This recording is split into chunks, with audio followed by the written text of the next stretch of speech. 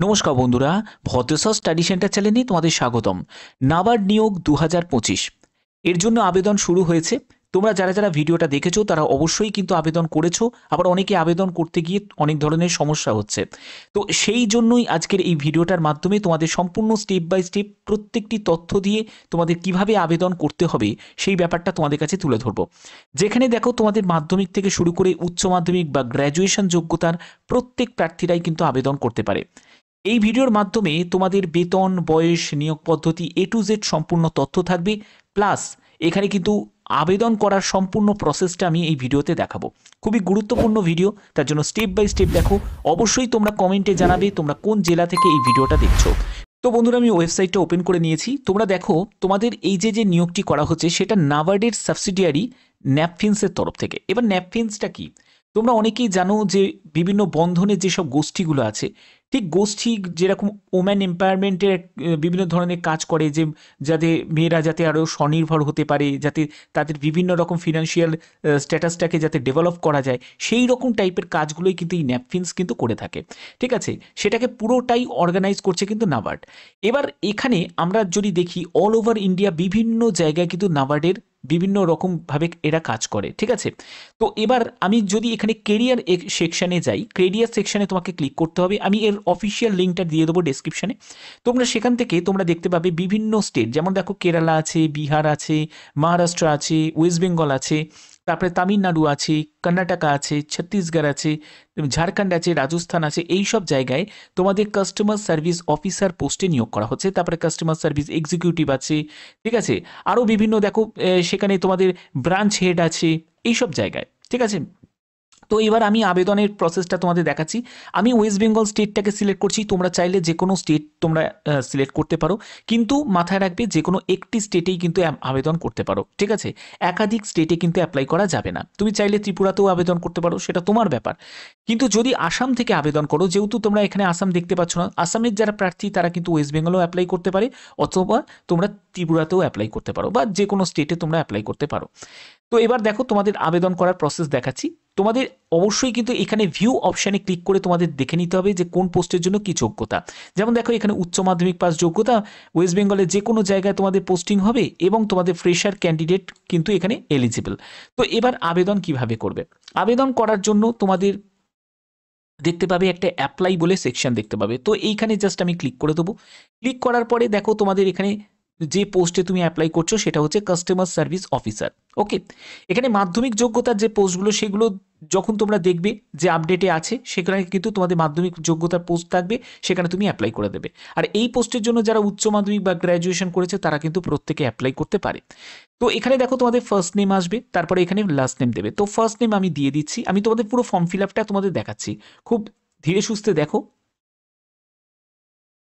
দিলাম। এরপরে হচ্ছে তোমার লাস্ট নেম, লাস্ট নেমটা বসাচ্ছি। ওকে, এরপরে তোমাকে এখানে মেল আইডিটাকে ইনপুট করতে হবে। এখানে মেল আইডি দেবে, এখানে তোমাকে মোবাইল নাম্বার দিতে হবে। তো মেল আইডি, মোবাইল নাম্বার এখানে তোমাকে বসাতে হবে। ক্লিয়ার? এরপরে তোমাকে কি করতে হবে? অ্যাড্রেসটা দিতে হবে। অ্যাড্রেসটা কিন্তু কমপ্লিট অ্যাড্রেস তোমাকে এখানে টাইপ করতে হবে, কমপ্লিট অ্যাড্রেস। যারা যারা মোবাইলে টাইপ করবে তারা ডেস্কটপ মোডটাকে অন করে নেবে, মোবাইলেও কিন্তু করা যাবে, কোনো সমস্যা কিন্তু নেই। এবার দেখো কিভাবে তোমরা করবে। এখানে তোমাদের অ্যাড্রেসটা দিতে হবে, তো আমি এখানে দিচ্ছি।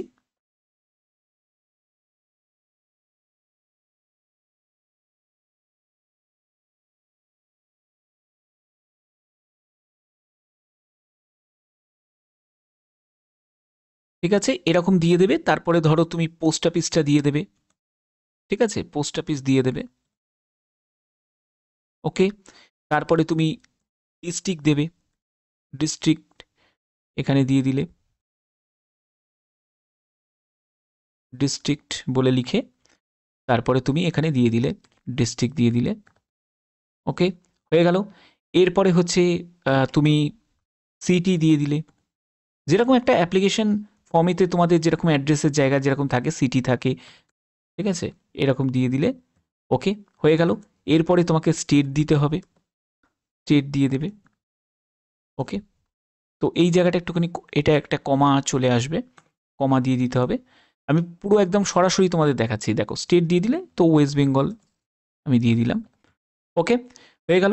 এরপরে হচ্ছে পিনকোড নাম্বার দিতে হবে, পিন বলে লিখলে, টাইপ করলে এরপরে তোমাকে দিয়ে দিতে হবে হয়ে গেল। তো এই হলো ঠিকানাটা আমি বসিয়ে নিলাম, ঠিকানা বসানো হয়ে গেল। এরপরে দেখো তোমাদের এখানে কেওয়াইসির একটা জায়গা চলে এসছে। তো এই কেওয়াইসির মধ্যে তোমরা অনেকেই আমাকে কমেন্ট করছো যে স্যার প্যান কার্ড কি যদি নাম্বার না থাকে তাহলে কি করব। তো প্যান কার্ড অথবা তোমাদের এই অপশানটা, ব্যাপারটা বুঝেছো? যদি তোমার কাছে প্যান কার্ড থাকে তাহলে তুমি প্যান কার্ড দাও, আর যদি প্যান কার্ড নাম্বার না থাকে তাহলে তুমি কি করবে, তুমি এখান থেকে তোমাকে সিলেক্ট করতে হবে। তো ধরো আমি একটি ভোটার আইডি সিলেক্ট করে নিলাম, আর একটি নয় ড্রাইভিং লাইসেন্স বা পাসপোর্ট বা রেশন কার্ড সিলেক্ট করে, তো আমি রেশন কার্ড সিলেক্ট করে নিলাম। তো 18 বছর হলেই তো ভোটার আইডিটাও হয়ে যাবে, তোমার রেশন কার্ডও থাকবে, তো সেক্ষেত্রে তুমি এই দুটো তুমি সিলেক্ট করে নিতে পারবে। তো আমি এটা সিলেক্ট করে নিলাম, ঠিক আছে। কিন্তু তোমাকে দুটো কিন্তু সিলেক্ট করতে হবে, আর যদি প্যান কার্ড থাকে তাহলে এই দুটো না সিলেক্ট করলেও কিন্তু হয়ে যাবে, ঠিক আছে, দুটোর মধ্যে যে কোনো একটি। এরপরে হচ্ছে সবথেকে গুরুত্বপূর্ণ ব্যাপার হচ্ছে তোমাদের হায়েস্ট কোয়ালিফিকেশন। তোমার যত অবধি তোমার যোগ্যতা আছে সেই যোগ্যতাটা কিন্তু তোমাকে বসাতে হবে। অর্থাৎ তোমার যদি গ্র্যাজুয়েশন মাস্টার্স থাকে সেটাই তুমি দেবে, তোমার যদি উচ্চ মাধ্যমিক থাকে তাহলে তুমি উচ্চ মাধ্যমিক দিয়ে ছেড়ে দেবে এই পোস্টের জন্য এটা। কিন্তু তুমি যদি অন্য কোনো মাধ্যমিক যোগ্যতার পোস্টে আবেদন করো সেখানে তুমি মাধ্যমিক দিয়েও ছেড়ে দিতে পারো, বা তোমার যদি হায়ার কোয়ালিফিকেশন থাকে সেটাও তুমি দিতে পারো। কিন্তু একটা কথা বলে রাখি, এখানে তোমাদের হায়ার কোয়ালিফিকেশনটা দেওয়াটাই কিন্তু ভালো, ঠিক আছে, তাহলে তোমাদের সিলেকশনের চান্সটা কিন্তু বেশি হবে। এখানে দেখো আমি তবুও তোমাদের উচ্চ মাধ্যমিক যোগ্যতা আমি হায়েস্ট কোয়ালিফিকেশন হিসাবে সিলেক্ট করছি, তো উচ্চ মাধ্যমিক যোগ্যতা আমি সিলেক্ট করে নিলাম। তো উচ্চ মাধ্যমিক যোগ্যতা সিলেক্ট করছো, কিন্তু এখানে কিন্তু তুমি মাধ্যমিক থেকে তোমার সম্পূর্ণ ডিটেলসটা কিন্তু তুমি দেবে, চেষ্টা করবে মাধ্যমিক থেকে দেওয়ার। তো কিভাবে দেবে দেখো, কিভাবে টাইপ করবে দেখো, প্রথমে এখানে টাইপ করবে এক্সাম, ঠিক আছে, এক্সাম নেম বলে টাইপ করলে একটু ফাঁকা রাখবে, একটু ফাঁকা রাখো। এই ফাঁকা রেখে এখানে দেবে যে এখানে দেবে হচ্ছে তোমার সাবজেক্ট, যেরকম একটা ফর্মেতে যেরকম থাকে সেই রকম করে সাবজেক্ট দিলে।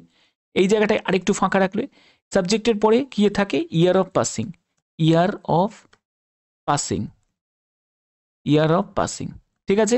আবার একটু ফাঁকা রাখলে, ফাঁকা রাখার পরে এই জায়গাটা থেকে বেরিয়ে গিয়ে তারপরে তোমার দিলে হচ্ছে মার্কস অফ 10, অর্থাৎ তুমি কত নম্বর পেয়েছো, মার্কস অফ 10, ঠিক আছে। এরপরে আরেকটু ফাঁকা রাখবে, ফাঁকা রাখার পরে দেবে টোটাল মার্কস, টোটাল মার্কস, ঠিক আছে। তারপর আরেকটু ফাঁকা রাখবে, তারপরে হচ্ছে percentage of marks, percentage of marks, ঠিক আছে। তো এগুলো চলে এলো। এবার এখান থেকে তুমি শুরু করবে, কি দেবে, তুমি প্রথমে দেবে 10 থেকে শুরু করবে, একদম উচ্চ মাধ্যমিক থেকে শুরু করবে না, 10 থেকে শুরু করবে, 10th পাস। এখানে সাবজেক্টের জায়গাটা তুমি চাইলে ছোট ছোট করে কিন্তু প্রত্যেকটা সাবজেক্টকে কিন্তু মেনশন করতে পারো, কারণ জায়গা অনেকটা দিয়েছে। অথবা তুমি চাইলে এখানে অল বলে তুমি টাইপ করে দিতে পারো, তবে প্রত্যেকটা সাবজেক্ট দেওয়াটাই কিন্তু বেটার। তো দেখো এখানে তারপরে আমি ইয়ারটা আমি সিলেক্ট করছি, তো কোন ইয়ারে পাস, তো 2010 ধরো সিলেক্ট করে নিলাম, তুমি তোমার ইয়ারটা তুমি এখানে সিলেক্ট করবে। মার্কস অফ 10 কত নম্বর পেয়েছে, তো এখানে আমি ধরছি 350 পেয়েছে। কততে পরীক্ষা হয়েছে, পরীক্ষা হয়েছে হচ্ছে 700তে পরীক্ষা হয়েছে, ঠিক আছে। পার্সেন্টেজ অফ মার্কস কত, আচ্ছা 50% হয়ে গেল, ঠিক আছে। আচ্ছা এই রকম করে কিন্তু তোমাদের কি করতে হবে, এবার কিন্তু তোমাদের কি করবে, তোমাদের 12-এর ক্ষেত্রেও কিন্তু সেম, তোমাদের যে 12 তুমি যে এখানে পাস করেছো কোন কোন সাবজেক্টগুলো ছিল সেরকম সাবজেক্টগুলো দেবে, কোন ইয়ারে তুমি পাস করেছো 12টা, তারপরে তোমার মার্কস কত ছিল, তারপরে টোটাল মার্কস কততে এক্সাম হয়েছে, কোন কত পার্সেন্টেজ তোমার মার্কস ছিল। তো এই পার্সেন্টেজের মার্কস এগুলোও কিন্তু তোমাদের ক্যালকুলেট করে একদম সেম প্রসেসে, যেরকম আমি মাধ্যমিকেরটা দেখালাম সেরকম উচ্চ মাধ্যমিকের ক্ষেত্রেও সেম করবে, গ্র্যাজুয়েশনের ক্ষেত্রেও সেম কিন্তু তোমাদের করতে হবে। হয়ে গেল। এরপরে হচ্ছে কি, ল্যাঙ্গুয়েজ তোমাকে দেখতে হবে, যে ল্যাঙ্গুয়েজ সিলেক্ট করতে হবে। ল্যাঙ্গুয়েজ দেখো আমি এখানে বেঙ্গলি পাচ্ছি, তো আমি বেঙ্গলি ল্যাঙ্গুয়েজ সিলেক্ট করে নিলাম। এরপরে হচ্ছে প্রফিসিয়েন্সি, মানে বাংলায় লিখতে পড়তে বলতে জানো, তো এখানে অল করে দেবে, ঠিক আছে। এরপরে হচ্ছে এখানে দেখো তোমাদের ল্যাঙ্গুয়েজের একটা অপশান তোমরা দেখতে পাবে, দেখো এখানে ল্যাঙ্গুয়েজের একটা অপশান তোমরা দেখতে পাবে যেখানে তোমাদের সিলেক্ট। এখানে তুমি চাইলে তুমি যদি ধরো হিন্দিতে যদি লিখতে পারো বলতে পারো, ঠিক আছে, তাহলে তোমাদের হিন্দিটা তুমি চুজ করতে পারো। যদি তুমি মনে করো যে না আমি আর অন্য কোনো ল্যাঙ্গুয়েজ আমি দিতে চাই না, তাহলে তুমি এখানে কিন্তু নান করে দিতে পারো। দেখো আমি যদি সিলেক্ট করি, এখানে নান বলে একটা অপশান তুমি দেখতে পাবে, আমি নান সিলেক্ট করে নিলাম, ঠিক আছে। এরপরে দেখো আবার ল্যাঙ্গুয়েজের একটা জায়গা চলে আসছে, যেখান থেকে তুমি এখানেও তুমি তুমি সিলেক্ট করতে পারো, তুমি যদি ইংলিশ তুমি দিতে চাও দিতে পারো। দেখো তুমি যদি যদি বাংলা ছাড়াও যদি অন্যান্য ল্যাঙ্গুয়েজও যদি তুমি জানো সেটা তুমি দিতেই পারো, দিলে কি হবে তোমার সুযোগটা আরও বেশি হতে পারে, ঠিক আছে। ধরো আমি ইংলিশটা সিলেক্ট করলাম, ইংলিশ সিলেক্ট করার পরে এখান থেকে আমি রিডটা শুধু দিলাম, ওকে, তো সেটা তুমি করতে পারো, অথবা তুমি চাইলে কিন্তু তুমি এখানে নান অপশনও কিন্তু ক্লিক করতে পারো, কোনো অসুবিধা কিন্তু হবে না। এরপরে হচ্ছে তোমার এক্সপিরিয়েন্সের একটা জায়গা চলে আসছে, এক্সপিরিয়েন্স। তো এখানে এক্সপিরিয়েন্সের কোনো প্রয়োজন নেই, তো ইয়ারের জায়গায় 0 দিয়ে দেবে, মান্থের জায়গাটাও সেটাও কিন্তু 0 দিয়ে দেবে, টোটাল এক্সপিরিয়েন্স, তো ইয়ারের জায়গাটা এখানেও 0 দেবে, মান্থের জায়গাটা এখানে 0 দেবে।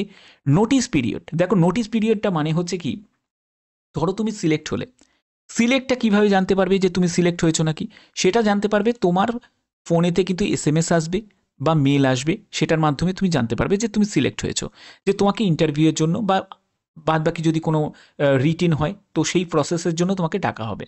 তো এখানে তোমাদের বলা হচ্ছে যে যদি তুমি সিলেক্ট হও, ধরো তোমাদের মনে করা হলো যে ফাইনালি তোমাকে সিলেক্ট করা হবে, তো তার জন্য এরা আগে থেকে জেনে নিচ্ছে যে তুমি সিলেক্ট হলে কি ইমিডিয়েট জয়েন করতে চাও, না 15 দিন সময় নেবে, না 1 মাস সময় নেবে, না 2 মাস নেবে, না 3 মাস নেবে, সেটা তোমাকে সিলেক্ট করতে হবে। তো আমি এখানে ইমিডিয়েট জয়েন চাই, তো আমি সেটা সিলেক্ট করে নিলাম।